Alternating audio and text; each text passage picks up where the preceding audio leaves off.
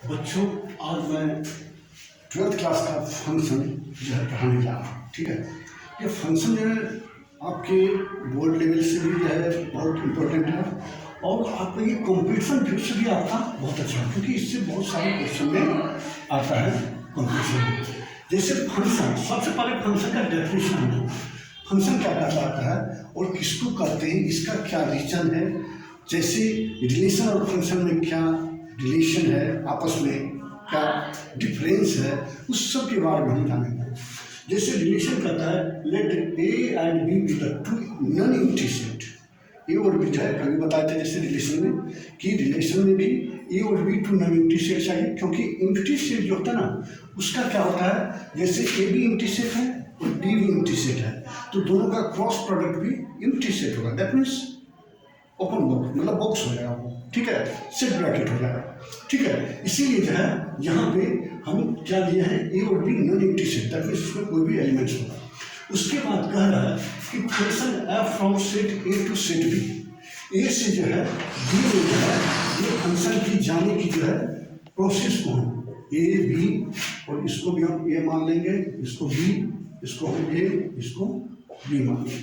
ठीक है, तो कहता है क्या, जैसे इसको दो तरीके से लिखा जाता है, ए से बी में जाएगा तो इसको लिखने का तरीका है f such that A tends to B.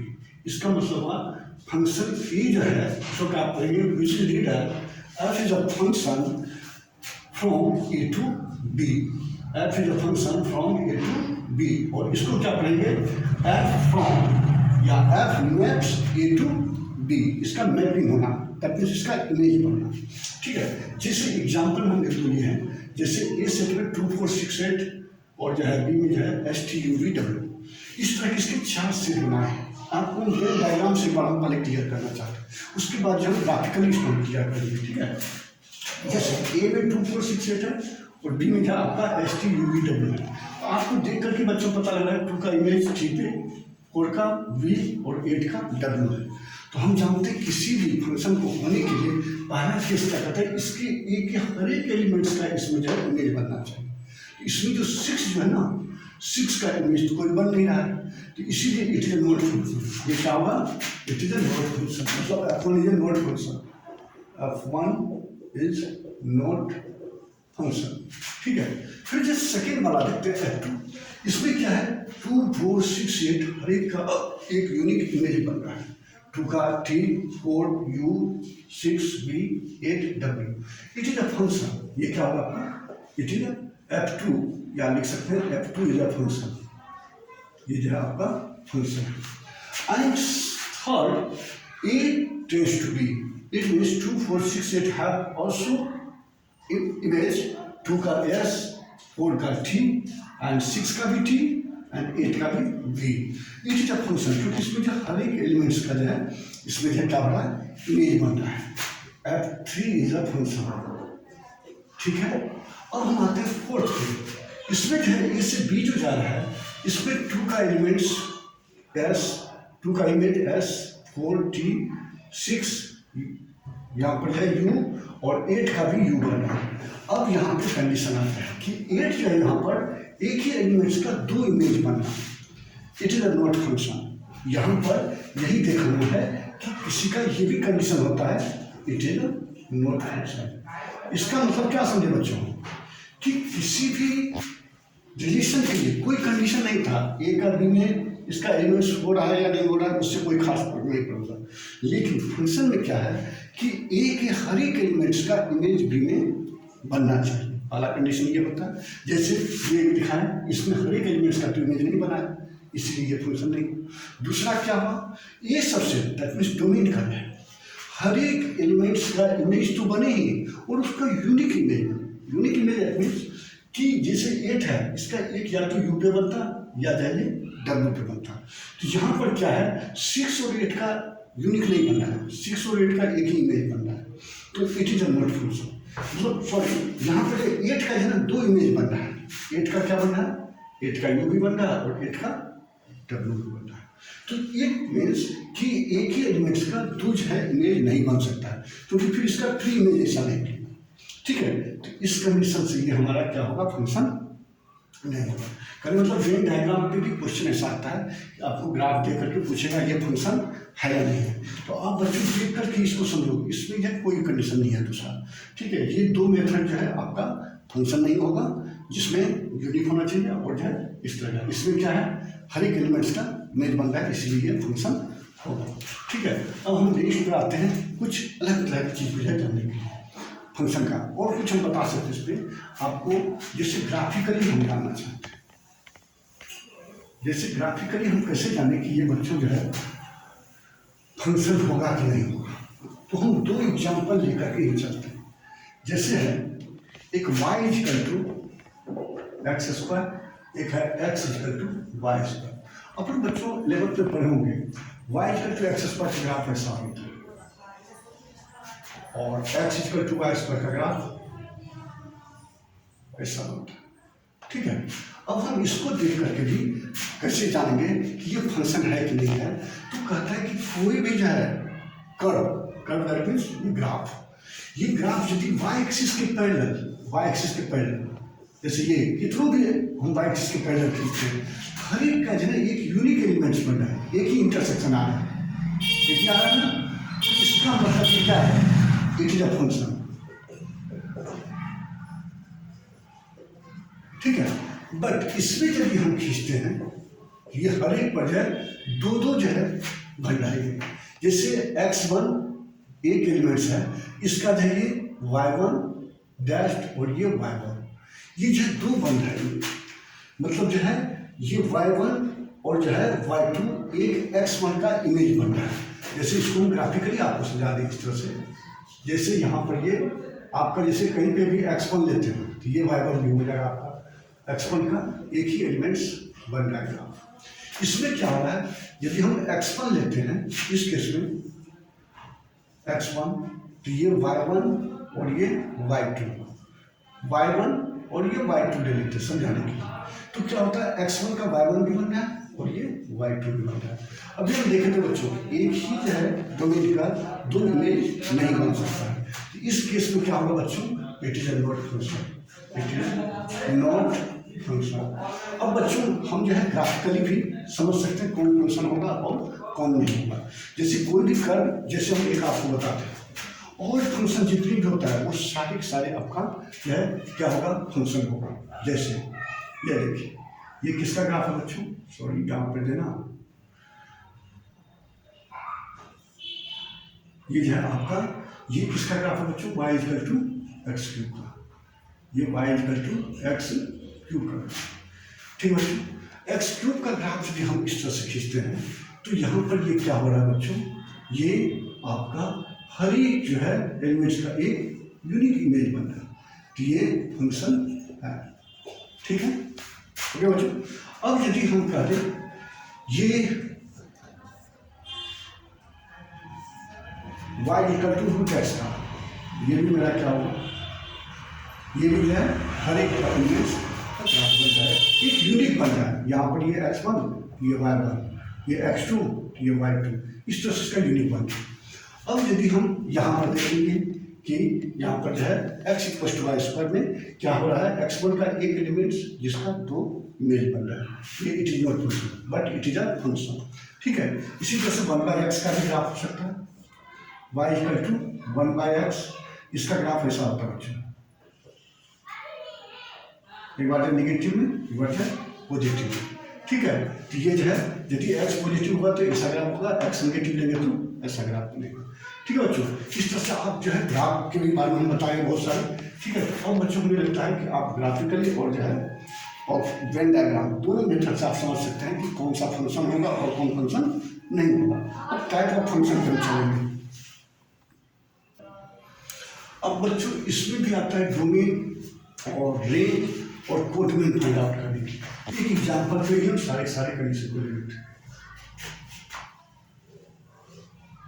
जैसे यहाँ पर ये x1, x2, x3, x4, x5, इस तरह से xn भी ले सकते हैं, फिर y1, y2, y3, y4, y5 and y and ठीक है। अब क्या हो रहा है, यहाँ पे ये फंक्शन है तो x1 का y1 इमेज बन रहा है, x2 का y2, x3 का y3, x4 का y4, x5 का y5 एंड सो ऑन, सभी का, फिर xn का ये yn बन, xn का यहाँ पर ये yn, ठीक है। तो अब हम क्या देख रहे हैं, इसमें जब एक डोमेन पूछेगा बच्चों, ये जो है ना सेट ए है, ये सेट बी है, ये एक्स और वाई में लिखा रहता है, कभी लिखा रहेगा capital X and capital Y, उसका कोई मीनिंग खास नहीं रहता है। ये कहने मतलब एक्स का जो ना सेट है वो हमारा डोमेन कहलाता है, और ये वाई का जो सेट कहलाता है वो रेंज और कोडोमेन कहलाता है। अब इसी पर जब हम डोमेन के बारे में बात करें तो यहाँ पर डोमेन ऑफ फंक्शन एफ, इसको D F, domain of function F, ये फंक्शन का जो है डोमेन दिया होगा। तो बच्चों हमें क्लियर है यहाँ पर क्या होगा, डोमेन x1, x2, x3 से xn तक हो जाएगा। फिर जो है domain function of range R F, range of function of range, function of range क्या होता है बच्चों, जिसका इमेज बन रहा है, जैसे x1 का y1, y2, y3 and yn, ये हो जाएगा हमारा रेंज। अब कोडोमेन की यदि पूछ दे, कोडोमेन, तो बच्चों ये भी क्या हो जाएगा आपका, ये भी अभी रेंज के बराबर है, ये ज़्यादा भी हो सकता था, जैसे इसमें कोई भी yn+1 कर देंगे तो वो हो जाएगा, ठीक है। तो यहाँ पर जो है इसमें जैसे yn और yn+1 एक एक्स्ट्रा भी दे रहे हैं, yn+1 सपोज है, तब यहाँ पर कोडोमेन में क्या हो जाएगा, y1, y2, y3 से yn+1 तक जाएगा, ये हमारा कोडोमेन है। इसका मतलब हमारा ये रेंज जो होता है, range of function R F is the subset of codomain. Clear बच्चों, ये जो होता है ये क्या होता है, रेंज ऑफ फंक्शन, ये कोडोमेन का सबसेट होता है, मतलब इसके बराबर हो सकता है और इससे ज़्यादा हमेशा कोडोमेन होगा, यही हमारा बताता है। ठीक है बच्चों, अब टाइप ऑफ फंक्शन पे बात, बच्चों क्लासिफिकेशन ऑफ फंक्शन, जैसे फर्स्ट आता है वन फंक्शन, या इसी को हम इंजेक्टिव फंक्शन भी कहते हैं। अब सबसे पहले आता है कि वन फंक्शन कहते किसको, वन फंक्शन, तो वन फंक्शन कहते हैं जब हर एक एलिमेंट्स का एक जो यूनिक इमेज बन रहा है, जैसे एक एलिमेंट्स का ए ये है, हर एक में ए और बी आप लिख सकते हैं, ये ए है दूसरा बी, कहता है ए का एलिमेंट्स का हर एक का इमेज, इसका ये इमेज है, हर एक का यूनिक इमेज बन रहा है, जैसे ए का ये बन रहा है, इसका ये बन रहा है, इसका ये, इस केस में 1 बाय 1 करके बन रहा है, इसलिए इसको 1 फंक्शन होता है। और ये भी आपका 1 है, लेकिन इसमें 1 इंटू फंक्शन का है, इंटू में क्या होता है, ये एक्स्ट्रा भी एलिमेंट्स होता है जिसका प्री इमेज नहीं होता है, ठीक है, मतलब जिसमें रेंज होता है सबसेट कोडोमेन का होता है, मतलब रेंज जो है हमेशा छोटा होता है कोडोमेन से, ठीक है। अब दूसरा आता है ये 1 फंक्शन में क्या है, हर एक एलिमेंट्स है, x1 का y1, x2 का y2, x3 का y3, ये प्रॉपर यूनिक फंक्शन होना चाहिए। अब आता है मेनी वन फंक्शन, नाम से ही पता लग रहा है, मेनी मतलब बहुत ज़्यादा, जैसे 2 या 2 से ज़्यादा एलिमेंट्स का एक ही इमेज बन रहा है, तो ये हमारा क्या कराएगा आपका मेनी वन। इसी में कुछ एलिमेंट्स यदि रह गया तो मेनी वन क्या हो जाएगा, इनटू फंक्शन हो जाएगा, ये मिनिमम ऑनटू, सॉरी ये जो हो गया आपका 1 और ऑनटू फंक्शन भी, ये सब के बारे में बात करेंगे, ठीक है। तो ये 1 में हो गया, ये 1 इंटू, ये जो है ऑनटू फंक्शन, ये ऑनटू इंटू फंक्शन, ठीक है। अब आते हैं हम ऑनटू फंक्शन। अब ऑनटू फंक्शन क्या होता है, ऑनटू फंक्शन होता है जैसे हर एक जो बी का सबसेट दिया हुआ है, ए और ये बी, हर एक एलिमेंट्स का यदि ए का डोमेन का कोडोमेन में इमेज बन रहा है तो इसका प्री इमेज बी का भी जो है ए में बनना चाहिए, इसे यहाँ पर भी इसका जो है हर एक का बन रहा है।